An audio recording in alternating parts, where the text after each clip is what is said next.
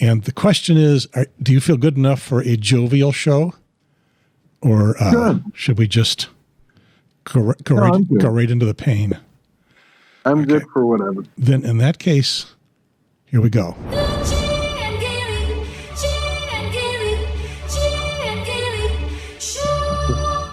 Once upon a time, I was the king of the dial. I used to be a radio guy. What happened to me? I'm just another idiot with a pod.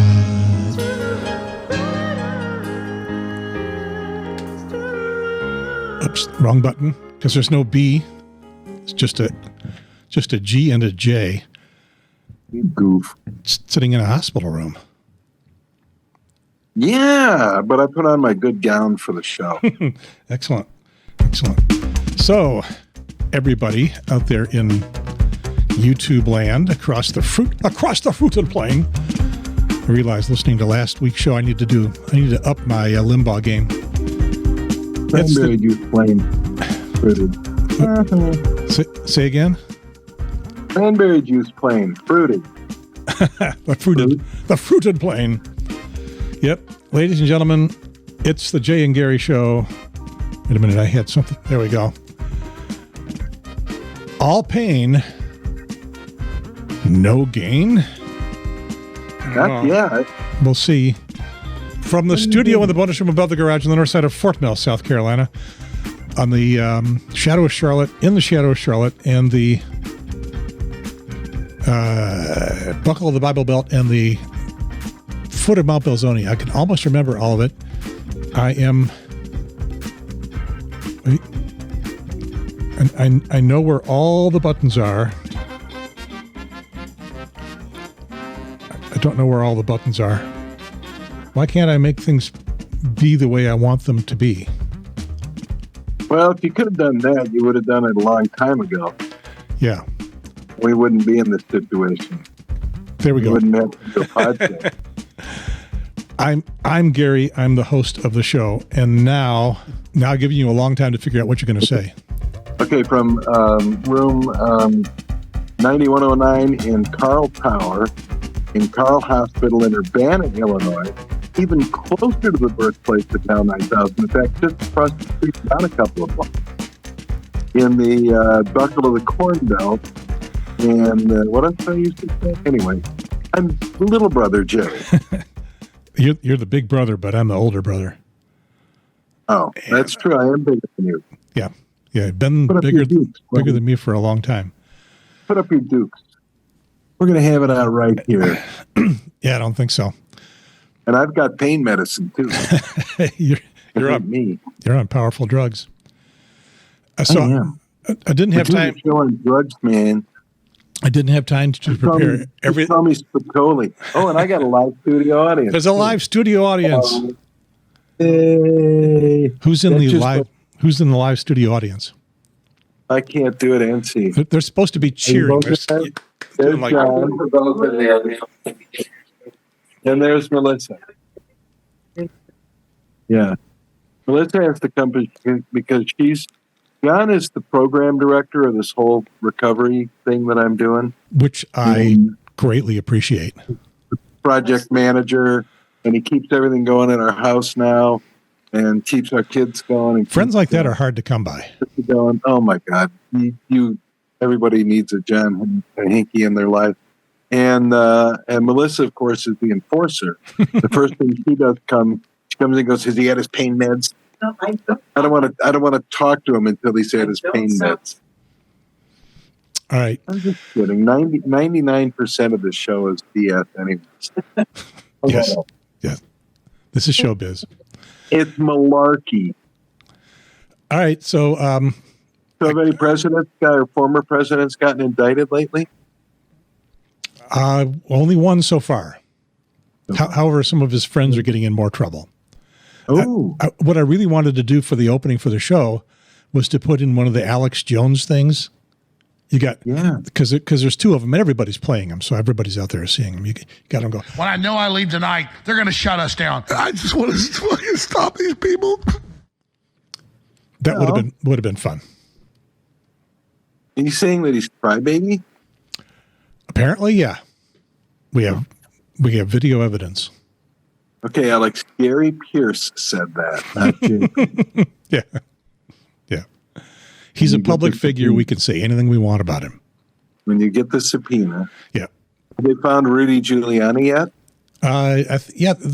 Yeah, they found him a long time ago.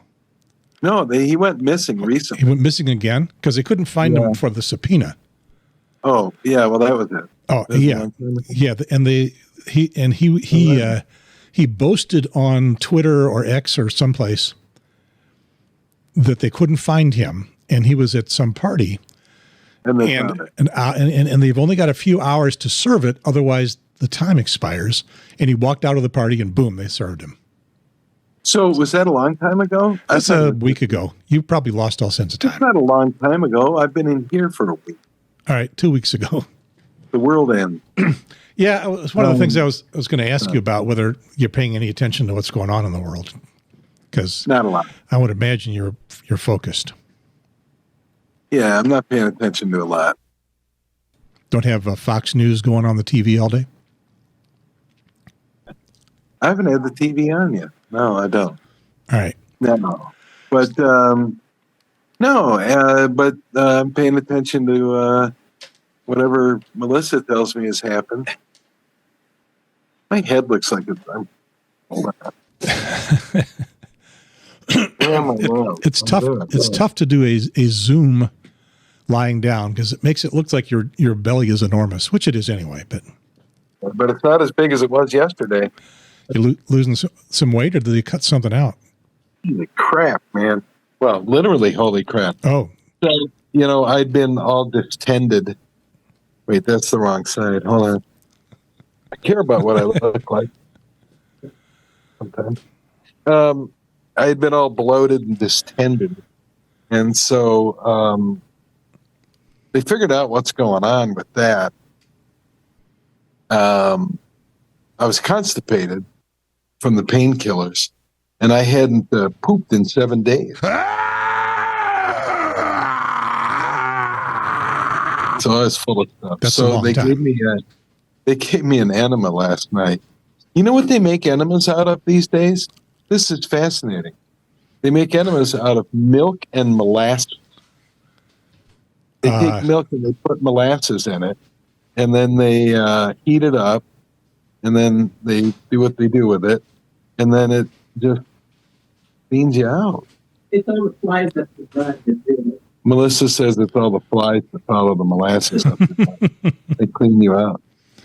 Yeah, those wouldn't have been my top two guesses. So anyway, that's how they do it. And then so I had, if anybody's got little kids, you know what the blowout is. I had 3 of those left. And then this morning, I did again too.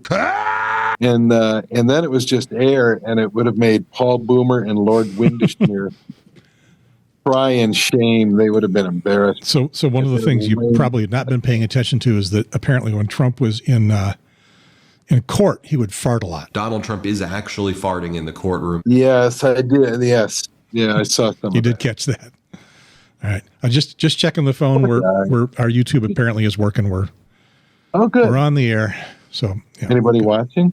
It says one watching, and since I'm watching, that would be me. But we didn't give anybody a heads up. So I gave one person a heads up. They don't really like me enough to watch this. And then not everybody can just drop what they're doing. Okay, they may be watching. Yeah, maybe. Who knows if YouTube gives you accurate information? Send one of those like things that goes floating up and see if that works. Well, I turned off my phone. Oh. So, whatever. So anyway, what happened? So here's the update. I'll give the update real quick, and then we can get into serious stuff. So I went, what was it? Friday night? Dale and Katie came up and brought Charlotte, and Friday during the day, and Sarah came over, and we were all hanging out. Your rowdy family. So, yeah, Sarah was meeting Charlotte for the first time, her niece. And so we ate something, and then they took off, and I just started getting dang, I couldn't sit down. I couldn't stand up. I couldn't do this. I couldn't do that. I couldn't do that. So Melissa calls the doctor, and they said, well, what's keeping you from going to the hospital? And so we went to the hospital. And you had to go through the ER, right? Yeah. And me being the nice guy that I am, I made her, she had just gone to bed, and I made her get up and take me. She goes, well, you could call 911. I go like, I don't want the neighbors to be woke up by, well, they wouldn't do sirens at night, but lights and stuff. And then, moreover, I don't want them gossiping about me. So, anyway. You don't want the neighbors gossiping about you? Not my neighbors. Too late.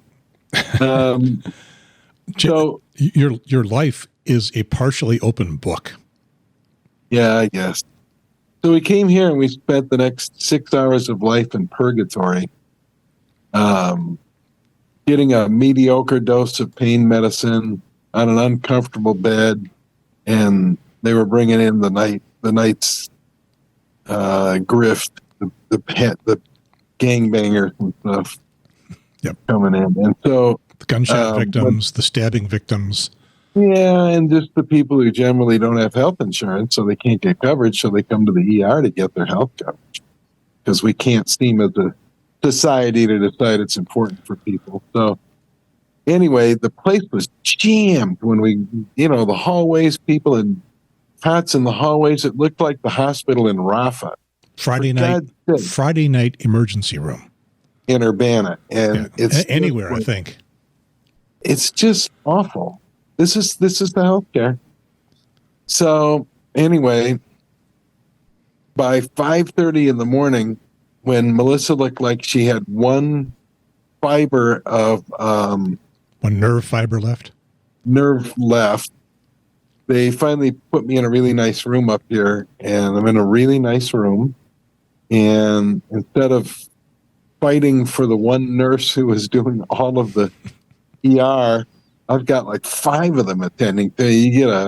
You get the nurse tech, and then you get the nurse. Who else? Let's see. Well, there's the palliative care, the oncologist, 2 doctors. The rest of my news is that they upped my pain medication. I got the palliative care consultation. So we're going to get that going. And what else? What else did we do? Well, you discovered why you had all this pain. Yeah, and part of it was that the tumor at the end of the pancreas had grown and was blocking the pancreas from emitting its magic fluid that digests your food. And so that's a problem. Can they do anything about that? Yeah. We're going to have surgery tomorrow, and they're going to implant a stent. And it's going to bypass that area. Are they telling you that is going to relieve the pain considerably? Somewhat, yeah. It will relieve some of the pain. Okay. And then some of the other pain was relieved by the blowouts and the Winderschmear this morning. Oh, Lord Winderschmear? I had no idea. People don't know Lord Winderschmear. Look up the BBC's the crepitation contest. Basically a farting contest. This is from the 60s, I think, or the 70s. I know. Did the BBC produce that? I think the BBC did. Yeah. It's a good imitation of the BBC. I'm pretty sure it's on YouTube now, but as always, we'll find out. It's there. So anyway, and because it takes me a moment and I have to hang my mouth open while I search it. One thing you just can't believe that you have all of that in you. So anyway, that's all gone. So now I got to get the stent put in tomorrow. We were going to go to Northwestern for a consultation on Tuesday. We were going to go up Tuesday, be there Wednesday for a consultation, but now that's in question because of the rapidity of the growth here and the concern that we need to start the chemo right now, as opposed to if we go to Northwestern to get the ball rolling there and it taking a week to get set up there when we could start right away here. So we got a lot to think about. So the oncologist here is coming in tomorrow, or will be on call with us. we're going to talk about that, and then we're going to talk to the North, see if we can do a phone thing with the Northwestern people instead of having to go up there. So we'll see what will happen. Remind them, look at this thing we're talking on. This Zoom thing, it's awesome. Telephones are... Phone may just be your shortcut. So we may get to do it. Yeah. Okay. So that decision has not been made yet.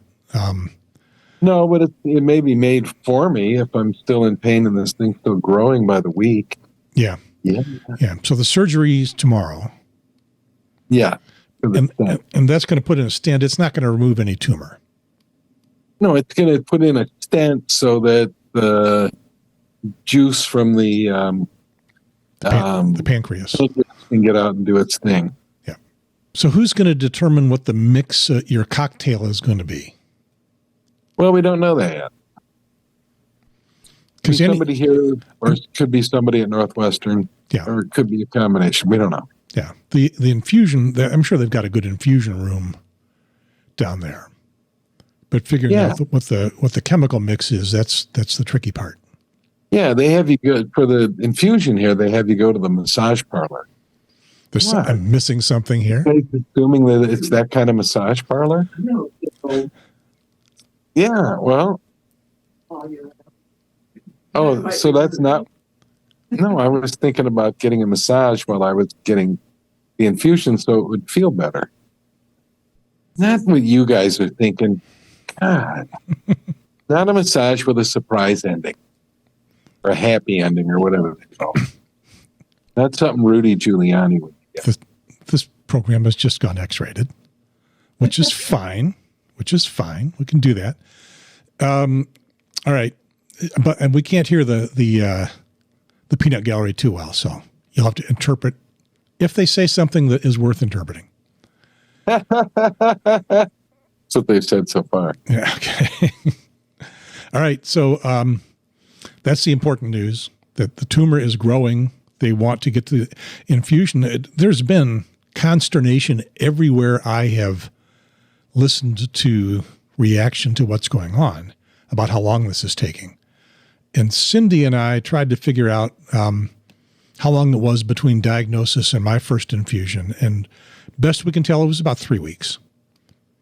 Well, we're up in the game. It's only been a week and 4 days since I was diagnosed officially. Yeah. Yeah. When they did that CAT scan up on the tumors, how long has it been? It was. I'm consulting with my consultant. It was May 15th. So it's been it's been almost a month. No, You've lost track of time. Wow. I thought it'd been like 2 weeks then, 2 weeks and a few days. So anyway, it is not taking inordinately long, but it is taking longer than we want it to, especially since they can see growth. When it hurts, yeah. Yeah, and it hurts. Yeah, although the infusion is not going to make you feel better. Hopefully it won't make you feel worse. It'll knock you out, but it'll be nice to get something going forward, not just hurting. Yes, it'd be nice to know. Okay, so I think we're up to date. Hopefully, reduction of pain tomorrow based on the stent. The palliative care folks, the definition for them is just remove the pain. That's basically drugs. Yeah. So what kind of drugs are you on, and what is it doing to you? Are you loopy? Yeah. I can tell a little bit. Dilaudid. Okay, yep. I'm on now. Yeah. That's the drug du jour. Cindy was familiar with that. Did it make her loopy? I don't think they gave it to her. I think they give it to me. And did it make loopy? Loopy? Yes. I'm pretty loopy. More than usual. Yep, you're doing not too bad at all for being on a live YouTube show. Although, but you realize why I thought it was only like 8 days. And yes, yeah. We're not counting on you. We're counting on the peanut gallery to correct you, to get valid statistical information from you. We just want to know how you feel. And, you know, the sad part about it is that right now, as you know, Alex Jones, what's that thing he calls his rag? What's that? What's that? InfoWars. Stop How did you guys know that right away? They watch all the time. I've got maggots in my room. Anyway, Alex Jones's people are collecting any bit of information they can, because the headline in something tomorrow will be NPR reporter is loopy. And former NPR board member is now on loopy. drugs and spewing nonsense on YouTube. Drugs he might have bought with Hunter Biden and done with Hunter Biden. Yeah. He might have. Or from Hunter Biden. From Hunter Biden. Suspected of being a star on Hunter Biden's laptop. With Lev Parnas, the Lev Parnas podcast. Yeah, me and old Hunter, we're a couple of gunslingers. We're going to do the rodeo circuit, me and Hunter Biden. We're going to go snort us up some cocaine and do the rodeo circuit. And they'll do that thing that they do. Is Jay Pierce a drug addict? We're just asking. We're just asking. Just asking the question. The doctors asked me all that stuff, and they asked me with my friends Margie and Wade were here yesterday, and I answered it all very candidly in front. Margie and Wade were here to say, yeah, no, not to our knowledge. Yeah, no, not to our knowledge. So I had verification that I am just a lunatic without drugs. Got a lot of people rallying for me, and that's really, I love that. It's, you know, that people are coming out. They're being very positive, and that helps. I mean, it really does help your attitude and what you're doing. So that's nice. And cards, people still send cards. The cards and letters keep them cards and letters coming. Cards and letters from people I don't even know. And now I need the offers over the phone. I'll sell my story for. Speaking of selling your story, did that yard sale happen? Oh yeah, but we're here obviously, so yeah. We're not. So you still got all your shoes. Yeah, damn it, I do. What size shoe do you wear, John? 11.5. Oh, damn! If it was at 12, I got 25 pairs of shoes. You could probably do okay with 12. I'll have you try them on when we get home. Stuff a lot of wingtips. Stuff a little Kleenex in it. A lot of wingtips. I've never seen John in a wingtip. I've seen him for 50 years. Never seen John in a wingtip? We could change that. Not a wingtip kind of guy? Well, you know, I'm just going to say that somebody's going to walk into Salvation Army one of these days and go like, who just turned over this awesome wardrobe of suits and wingtips and dress shirts and ties that all fit me? And they're going to get a really nice wardrobe out of it for like $30. You need to autograph each one. Yeah. Oh, I should. That's a really cool idea. I could do that. Or you could do like Trump did, and you can cut them up into little pieces and stick them on. What did he stick them on? Trading cards or something? Trump trading cards? It is an authentic piece of the suit I wore when I took that now famous mugshot, a true collector's item. I'm not as famous as he is, though. My name doesn't carry that. Yeah, not quite. His guilty verdicts netted him like $50 million in one day. Jeez. You think my cancer could net me something?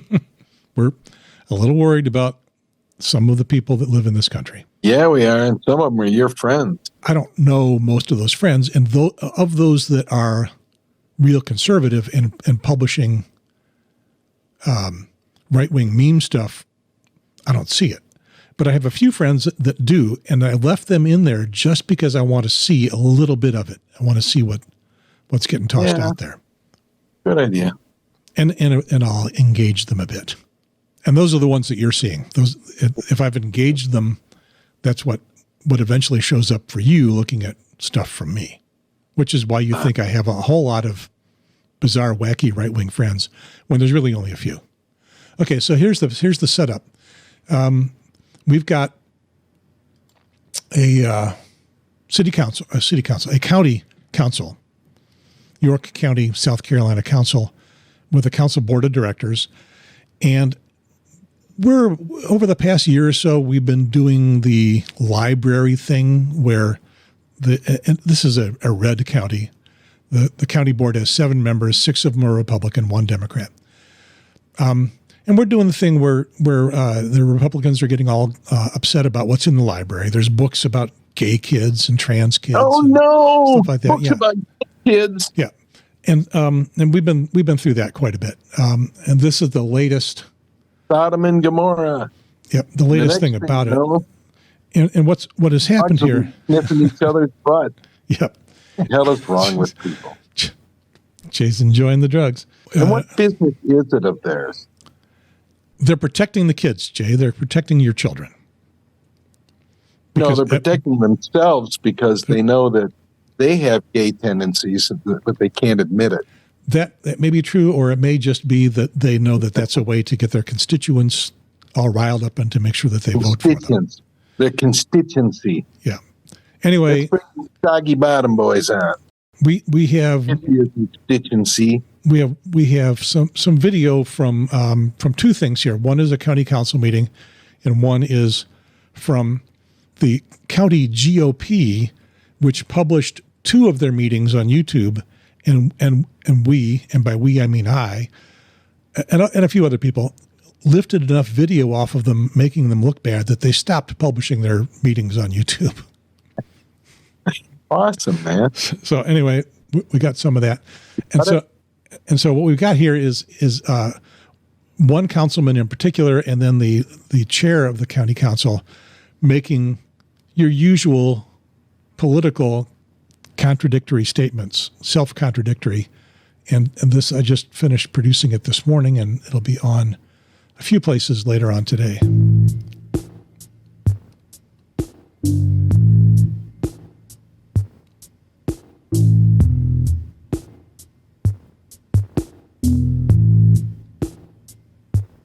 Since I joined council, any of the appointments that I've made, I don't, I appoint people I think are qualified for a position, but they don't have an agenda from me. When you appoint people to the board, if you're a conservative, are you more than likely going to appoint someone to the board that's a conservative? Yes. And I certainly don't expect them to take what I think and believe and go push it towards another council. I have a conservative that is going to be filling my seat, so I'm excited about the role they're going to do, not only to push a conservative agenda. I'm not appointing anybody with any expectation what I want them to do if they join the library board. I want that to be known. I don't do that. As long as we're doing our job and you appoint people to the board, then you'll get conservatives on the board. It is critical that council, we've talked about this many times, there should be a line between council and any board appointees. That's why it's extremely important that everybody in this room get out there and apply for every board that gets on there, so that we have folks to choose from that are conservative in nature. We should have a dominated conservative board. So I don't know how well you could hear that. Could you hear it okay? Yeah, I heard it good. That was nice. Yeah. I'd like to be held accountable. Yep. Well, I mean, there's, politicians being contradictory, being hypocrite. Hypocrite. That's it. Credit Melissa Trent. Yeah. I figured there'd be somebody with a brain going on around here somewhere. All right. Is there anything else we need to discuss? I'm done. Oh, you're done. Yeah. Yeah. You're probably just about totally wasted at this point. Pretty much. So I'm going to let you guys go, let you get some rest. But I wanted to get an update out there for everybody that cares about you, which is almost everybody. And we will see what happens over the course of this week and come back and give people an update sometime toward the end of the week or next weekend. Excellent. Yeah. Probably know something for sure Thursday. We'll know something, and maybe we'll broadcast something. We'll see. Otherwise, we'll wait until record it for on the weekend and see what happens. Yep. All right. Oh, I didn't tell you my big news. There's more big news? The $2 million. Excuse me? The $2 million. All right. You're going to have to explain that. So one of the last official acts I did working for the Illinois Public Broadcasting Council, when I was still coherent, not on pain medication all the time, and I've got to give every member of the council board, who are my bosses, credit for taking the ball and rolling with this now that it happened. But one of the things that I was just pushing the effort for and working with the governor's office was to get an allocation for public radio and television stations to beef up our public safety preparedness. In other words, be able to stay on the air in emergencies and help the state of Illinois Emergency Management Agency disseminate its messages. And so if you look way at the last budget item that got allocated, there was $2 million for us to do that. So that felt good. So that is something that you were lobbying for yes. in the Illinois legislature against people that were saying things like defund NPR. No, they weren't saying that. Not this. This is different than NPR. This is forget about that. Say, look, we have a backbone of stations that already collaborate and can be interconnected easily to put together a robust network that can be used by the emergency management agency statewide to disseminate weather information about hazardous cargo on trains, information about nuclear power plant disasters, anything that rises to that level, and then they can segment it out.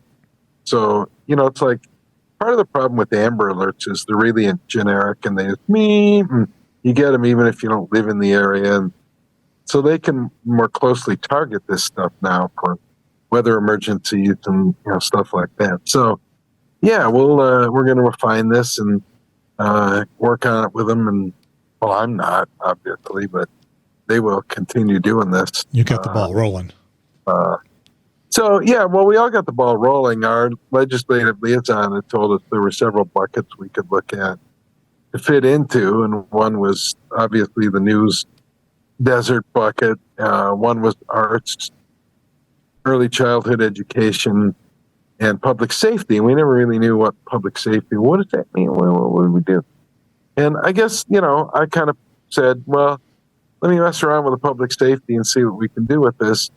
And we were all getting applications in for money from Corporation for Public Broadcasting, which Republicans want defunded. So your stations can't get the money to do this from the FEMA level. And we were putting applications in for that. And most stations weren't getting any. And so my thought is, or they weren't getting full amounts. My thought is, well, maybe the state of Illinois can help with a little. And it turns out that the way that you can help get a federal loan is or grant is if your state has a coherent statewide plan. So putting this together will help all the stations perhaps access the federal money. So it leverages that money at a lower level from the state and a bigger level from the federal government to, again, do stuff that some Republicans don't want to be done because they don't want these agencies to be here to exist to help you in times of emergency. So that's all I'm going to say about that. I mean, seriously, there's a lot more to public broadcasting and your local radio and TV stations than the talking point, defund NPR. It's just, I get so tired of that. Yeah. But in this case, what you're mostly talking about is things like backup generators, transmitters, backup generators. Yeah. Yep. So the station is an area has been hit by some kind of natural disaster. Power is out. power's out and cell phone infrastructure's down and radio signals go 40, 50, 60 miles into rural areas, cell phone go what, 7? So, there's a lot of towers to go 40 miles that something can go wrong with. And if the power's out, well, they may or may not have backup power, but we'll have it. And you can get it, you can get the message. And furthermore, through using the next-gen Common Alert Protocol system with the PAWS, PAWS, the something Public Awareness Warning System within the Next Generation Warning System. I think I got all those right. We can interface with... Not bad for your current brain. And CAP goes on, the Common Alert Protocol goes on at the local level, and it works sort of like if you have the National Weather Service. If you're at a radio station, you probably have, if you've heard these, and you've heard the EAS announcements that feed through with a little quacking duck sound. And then the tone and the weather message and stuff that sounds all distorted and really bad because nobody really pays attention to it. So we're going to take that off. I've heard that. It comes up, you get the tones, the beep, and then it's... There's an emergency going on. There's a tornado from a hurricane. Yeah, that's really good. Yeah. That's what it sounds like. So we're going to clean all that up. We're going to work with them, and then we're going to make it even more targetable so that you're not sitting there for an entire weather service district that can be down to a few counties. So that's what we're going to do. And so we got $2 million from the state of Illinois to do this. Yep. But now all you have to do is get people to have radios again. They do have. I'm thinking around the house here. Do I even have? I got tons of ham radios, and a few of those have FM broadcast receiver capabilities. Well, you know what? For $5, you can go out and get yourself a radio at Target. I got one last summer so I could hear the Cubs. And then the damn station stopped running the Cubs. Yeah. Anyway. Yeah. So that was the good news, and that was exciting to me. And so I wrap up my public broadcasting career on that high note. And on this high note, I wrap up this podcast. Then I play the music. Ladies and gentlemen, it has been the Jay and Gary Show. It's still the older brother, younger brother thing. There we go. I'm the younger brother, but I'm bigger, and I'm going to fat body. That's true. You could have for a long time. It has been the all pain, no gain. And I forgot to mention down there in the corner, there's the Pride Rainbow. It's June. It's Pride Month. Yay. We are proud of our LGBTQ plus friends and neighbors. Yes. Who are, especially the trans version, getting pounded on these days by the conservative stuff. Yeah, that is bad. All right. We will come back when we've got more news for you. And when we get more on the cancer front, but we can do more on Pride Month next week if you want to. Yep, if you're up to it, we'll see how the drugs are treating you. Yeah. And in the meantime, over.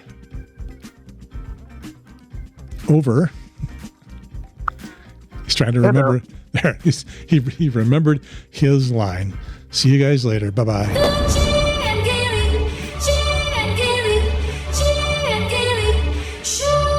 You will also be invited to join me for a gala dinner at my beautiful Mar-a-Lago, my home in Florida. You've perhaps heard of it.